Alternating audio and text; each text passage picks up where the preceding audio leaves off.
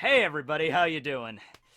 I got a story to tell all y'all today, and it's a pretty dark one. We're gonna go to some seriously messed up places today, but I think it's important I tell this story because, you know, a lot of people, when they look at Pokemon and they never grew up with it, they think it's just a childish game, you know? Like, oh, it's Pokemon, whatever, it's Pikachu, you know? The people that played it when it came out, like in the height of Pokemania back in late 90s, early 2000s, you know what it was like, okay? Some of my deepest, most repressed memories come from this game, okay? And, you know, we all have those collective memories. The first time we took on the Elite Four. The first time we fought against Mewtwo and had to keep throwing Pokeball after Pokeball at it because you didn't stock up on enough Ultra Balls and you used your Master Ball on a damn Moltres, which is, let's just be honest here, the lamest out of the legendary birds. You know, we all have those collective memories. But the cool thing about Pokemon is that the adventure is a little bit different for every single person that plays it. Okay, you're gonna have a few different Pokemon, you're gonna teach it different moves, you're gonna maybe do things in a slightly different order, you're gonna be different levels by the end of the game, all that good stuff. So, I like to think all of us at least have that one story about Pokemon. Maybe it's a wild encounter you had, like you got defeated by a level 5 unknown in the ruins of Alph or something. That never happened to me, but maybe you. Or maybe it was like a story of triumph, like you went into the Elite Four without buying any full restores first, and your Pokemon were injured, and you were low on PP, but you managed to fight your way through and beat the crap out of Lance and the champion at the end of it. So we all have stories like that, and I would like you to share yours below. But this is mine, probably the most unique Pokemon story I have, so let's tell it. This is a story about a giggling time fairy, a lying, deceitful piece of This guy. I mean, I know you might be thinking I'm exaggerating or adding a little bit of hyperbole just to make the video more entertaining, but this guy is the source of everything negative that has ever happened in my life, and that is a true fact, okay? But he's involved in this, and, this thing is also involved in this. This turtle, bug, slimy, gooey thing. Oh yeah, you know it's a good Pokemon story when it involves a damn Shuckle. All the top tier stories involve this monstrosity. If they don't, just get out of here. The story's not even worth it. Alright, so to start this off, let me take you back to the halcyon days of the early 2000s. Woo! The date is April 24th, 2001. Maybe you were alive back then, maybe you weren't. Even if you were, probably wasn't a very important date for you, but it was for me because this happened to be my 8th birthday party. Okay, and it was a lot of fun. I remember it distinctly. All my friends together, we went to a local bowling alley. We were bowling. It was pretty fun. And my wonderful, loving parents gave me my first handheld gaming system in the form of a yellow Game Boy Color, along with a brand spanking new copy of Pokemon Gold, which, unfortunately, I looked all over the house to try to find, and it's gone. And that actually makes me kind of upset because it's a game that I loved so much, and this whole story is based around. I did manage to dig up my old copy of Pokemon Red, though, and the battery actually managed to survive the tests of time, so could play that later. But yeah, Pokemon Gold was my first Pokemon game. I didn't play Gen 1 until a little later, so Gen 2 is where I started it out. And that game, man, up until that point was easily my favorite game I'd ever played. I mean, I've played like some Super NES games before that, like Mario and everything, but Pokemon was different. I was playing it morning, noon, and night, building up my team, grinding. It was a whole new adventure. Keep in mind something else about the early 2000s. The internet was in its dial-up phase, and we didn't even have a computer. Yeah, my family didn't get a computer in the house, I think, until 2002, the following year. So there was no going online and seeing what awaited me or like promotional images or anything like that. Not that like there was an easy way to gain access to that. I think there was a few fan sites of it, but you couldn't just go on Bulbapedia. It didn't exist back then. So it really was a whole new world with a brand new attitude, because every town I went to, I had no idea what to expect. I had no idea what new Pokemon were going to be in this route. I had no idea what kind of Pokemon would be, what they would look like, what they would evolve to, how you evolve them. I had no idea about any of that crap. So it was just so much of a fun game. But I eventually got to the point that I think everybody gets to at some point. Sorry, Umbreon, you have to stand up here. You can't lose to Espeon, Umbreon. You're the better version. Okay. But we get to a point when we play a Pokemon game. It's the sad point where we've done pretty much everything you can do. You've collected all the badges, you've defeated the Elite Four twice, you defeated Red and the Master of Ellipses himself as he ascended to heaven. I don't know where Red goes at the end of the game. You catch Ho-Ho and Lugia and the legendary dogs, and you do all the major plot, centric things in the game, and then it's just you, standing on the mountain alone, as the new king of Pokemon, I guess, and it's just like, you're the champion, right? Now, what can you do in that situation? Well, I think at this point that separates the hardcore fans from those casuals, where you can either just stop playing the game and then just move on with your life and wait for the next Pokemon game to come out, or you could try to actually collect them all. I didn't do either, because collecting them all didn't seem like a lot of fun to me. I wanted something else big to do in the game. I was like, there had to be something I was forgetting. There had to be some trainer somewhere in the world, some like final boss hiding, or there had to be another legendary Pokemon that was there. And it was a really sad moment, because I remember after finishing the game, I would go back down into the depths of the caverns of Whirl Islands to where I found Lugia. But there was nothing there, just an empty cavern. Lugia was already captured. I went to the burned out tower, nothing. The legendary dogs were all safely in my PC. I'm like, there has to be something. There's gotta be something. And that's when Celebi shows up.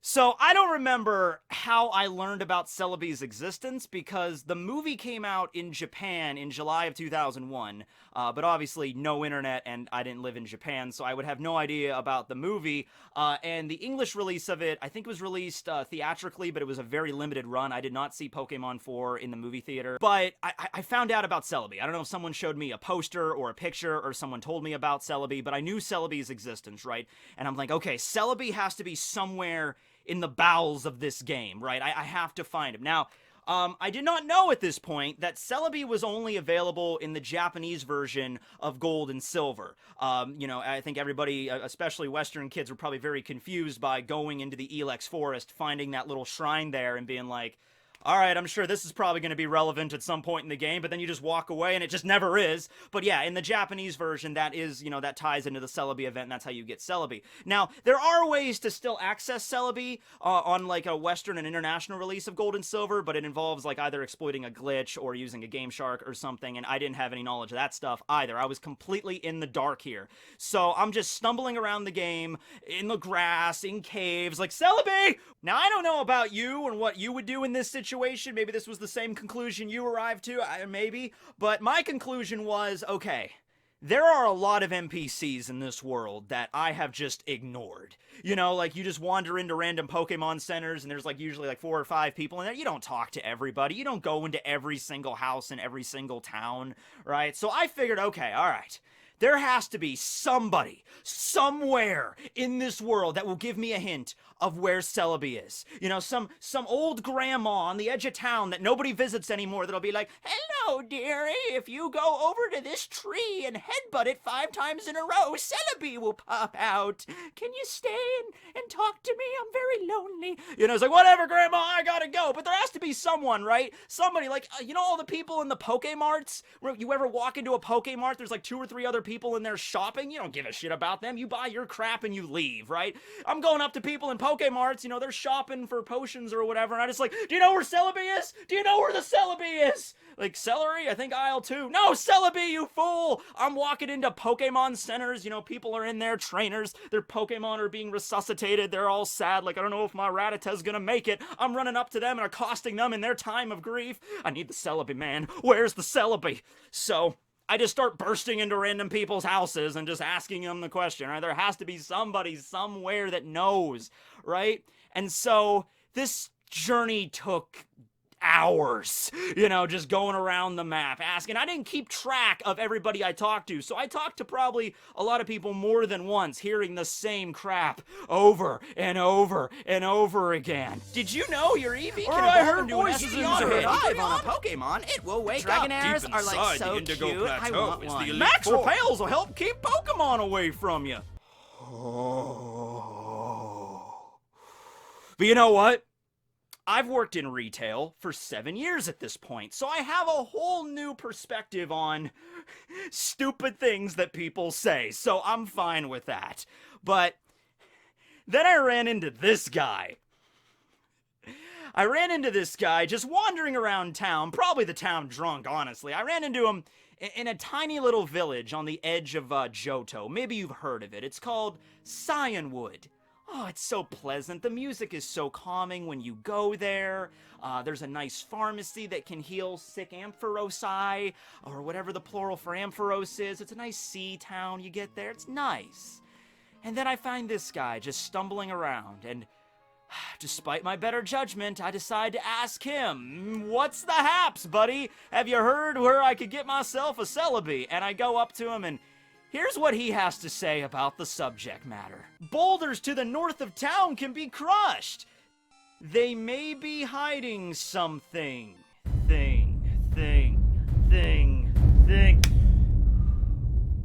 Now, this gentleman right here, this stand-up fellow, pillar of the community, wasn't given an actual name in Pokemon Gold. Now, whether that be because the game developers felt like he wasn't important enough to have one, or that his mother never loved him, so she never bothered to give him one, whichever, however, you know which one I'm going with for my headcanon. But, for the purposes of this video, I feel like I need to call him something, so to set him apart from the rest of the NPCs.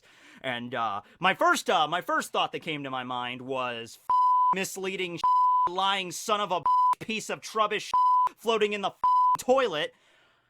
But that might be just a tad too long, so let's just call him Earl. Hi there, Earl. And, I like to think Earl is just the belligerent, drunk, just embarrassment of Cyanwood. Everybody just, when they see Earl stumbling around town, they're like, "Okay, kids, come on inside now. Stop playing. Earl is about. He's angry. He's running down the shores, screaming at the ocean, yelling at Magikarps, throwing bottles all over the place." That's Earl. And, I apologize to any of my fans or anybody watching this video right now that happens to be named Earl, because you're probably going to have a really intense desire to change your name after this, and hey, that's not necessarily a bad thing, right? Now look, I think anybody that's been playing Pokemon for a long enough time would know that, you're not going to find a Celebi under a rock. That doesn't even make any sense. Celebi is not a rock or a bug-type Pokemon. There's no reason for a Celebi to be under a rock. But let me tell you, you give that piece of information, that vaguest of vague hints to an 8-year-old kid in elementary school with no access to the internet whatsoever in the early 2000s, and, well, pick up your hammers, everyone! Time to get a smashing! So yeah, it wasn't the proudest moment of my life, but I spent the next several days, probably longer than that, honestly, just smashing the crap out of the rocks to the north of Cyanwood. And whenever the rocks were all smashed, I would reset the game and get right back to it. I felt like I was working an actual 9-to-5 job at like a rock quarry or something. You just you load 16 tons. What do you get? A ton of crabbies and a Shuckle to bit. And that's all you got. That's all you got, because in Cyanwood Town, in Generation 2, you had a 90% chance of finding crabbies under those rocks, and a 10% chance of whatever the hell Shuckle's supposed to be. And that was it. That was all there was. Of course, I wasn't privy to this information. I didn't even know about encounter rates back then. I didn't know that there was like a certain percentage of certain Pokemon you could run into. I had no internet. I had no frame of reference. So I kept telling myself, if I just keep busting these rocks, eventually something cool would happen, right? I don't know what the hell Earl thought was so special about those rocks. Maybe he just has a Krabby and a Shuckle fetish or something. You just hey there, if you go up to the north of town and you bust open some of those rocks, you'll have a good time there. I don't know, man. Just whatever. Screw you, Earl. Screw you. I worked for weeks, unpaid work, busting rocks. Where did all the rocks go? I don't even know. I probably could have freaking emptied out an entire quarry with all of the rocks I busted. If you go to Cyanwood, there's a giant statue of me there, wielding the mighty hammer of the gods, as I have broken all of these rocks and provided the town with an endless supply of crab and Shuckle meat. Oh, God. Now listen. Listen, you might be thinking at this point, like, okay, come on. Really? Are you that stupid that you would just spend days upon days just busting rocks without any idea that it would actually lead to anything? Look, let me tell you something. This was in a time period where rumors about Pokemon on the freaking playground were abound, alright? That's where you really got all the sources of information. Now, some of these, like, rumors actually turned out to be true, like Pokerust. I remember we mentioned Pokerust once, and that actually turned out to be a real thing, right? But other times, I think for every single playground, there was at least a group of, like, rumors that were, like, limited to just that one particular area, and only, like, some kid either purposely came up with a rumor just to mess with other kids. He knew it wasn't true, or maybe he was told some false information by somebody, and he spread it to everybody else. I remember there was this one kid that told me he was convinced. I'm pretty sure he actually attempted this, but he said that you can actually catch Ho-Ho in Generation 1 in Pokemon Yellow. And I never had Pokemon Yellow, so I could never attempt this, but he was certain you could. And it made no sense, but this was his logic. His logic was, if you go into Pokemon Yellow and you take your Pikachu and you go into Route 1 outside of Pallet Town and you KO 100 Spearows with your Pikachu without fainting once, after you defeat the 100th Spearow with your Pikachu, just your Pikachu, then Ho-Ho appears and you can capture him. And that was the general idea. The idea was because in the first episode of the anime, Ash runs into that flock of Spearows, Pikachu electrocutes them, and at the end of the episode, they look up and they see the Ho-Ho fly over the sky. So this kid, I'm assuming he actually did this, like just trying to. And I don't think you could actually even run into Spearow in Route 1. I think he was only until later. I think there's only Rattatas and Pidgeys in Route 1, so the whole thing doesn't make any sense. But that was the kind of rumors that we would hear of on the playground. I'm sure plenty of you have heard, like, similar kind of stuff as well. Like, if you just do this ridiculous thing, like this crazy, just, test of time and patience, you will get this huge reward at the end of it, right? So I thought this was one of those. I thought, like, yeah, if I just keep busting the fucking... just keep busting the rocks. Celebi will eventually pop out, But it never happened. I never found Celebi. But I did find a shiny Shuckle. Yep. After days of, I don't even know which day I was on, just busting rocks, I eventually undercovered a blue-colored Shuckle. And here's the thing, though. You're gonna be saying, like, did you KO the Shuckle? Oh yeah, I KO'd the crap out of it. It was dead before I even really registered what was going on. But here's the thing. I didn't even know what a shiny Pokemon was at this point. I think we all have those stories about, like, oh, we ran into a shiny and we weren't paying attention and we hit, attack and we fainted it, or we ran away before we had a chance to capture it or anything, like just reflex, right, down, A, run. Oh, no, crap, no. You see, I didn't even know what a shiny Pokemon was, because that was a rumor that just never spread on the playground where I was growing up. I guess no one ever ran into a shiny. Makes sense given the absurd, chances that you have of that, but I didn't know what a shiny was. So I remember distinctly, it was late at night, and I'm playing my Game Boy next to lamplight because the freaking Game Boy doesn't have a backlight. Shit, so I'm sitting there playing it, and just like busting rocks, Krabby, nothing, Shuckle, Krabby, nothing, Shuckle. I saw this blue Shuckle, and I guess I was so tired, I didn't look, because whenever a shiny appears, the little sparkles appear next to it. I guess I didn't see the sparkles because I was so tired, and I just looked at it, and I think after I killed it, I was like, was that Shuckle's shell a different color? Yeah, I thought maybe I was just tired, I was loopy, I was whatever. So, the worst part about this story is I didn't find out until way later what a shiny Pokemon was. I think, well into, Gen 4. I found out what one was finally. Because there was a period where I stopped playing Pokemon. I finally came back to it, and I'm like, wait a second, shinies? What the hell's a shiny? And then I flash back to this moment, this repressed moment in my life, where I was like, wait a second. There's a 1 in 8,000 something chance of running into a shiny in the wild? It's nearly impossible? Wait, no! That happened to me! That actually happened to me!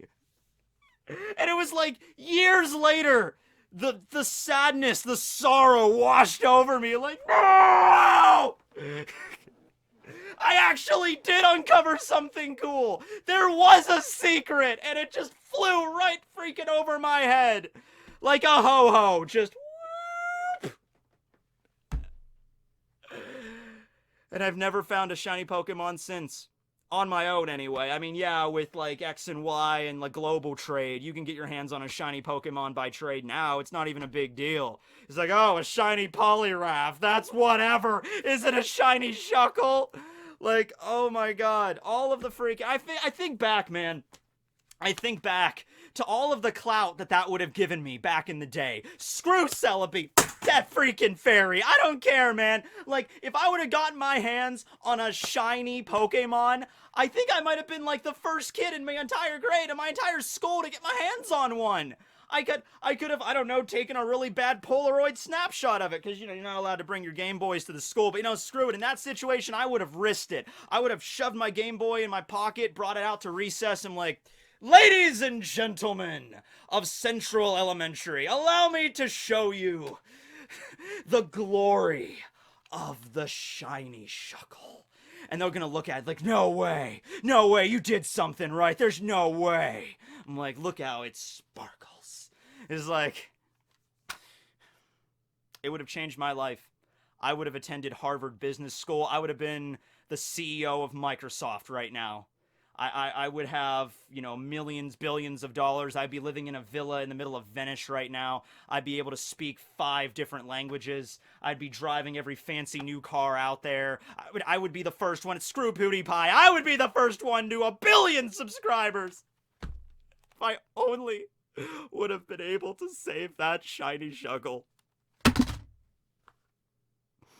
But, on the bright side, I eventually used a Game Shark code way later to get my hands on a Celebi, so that's great. Celebi's a great Pokemon. You can do so many cool things with Celebi.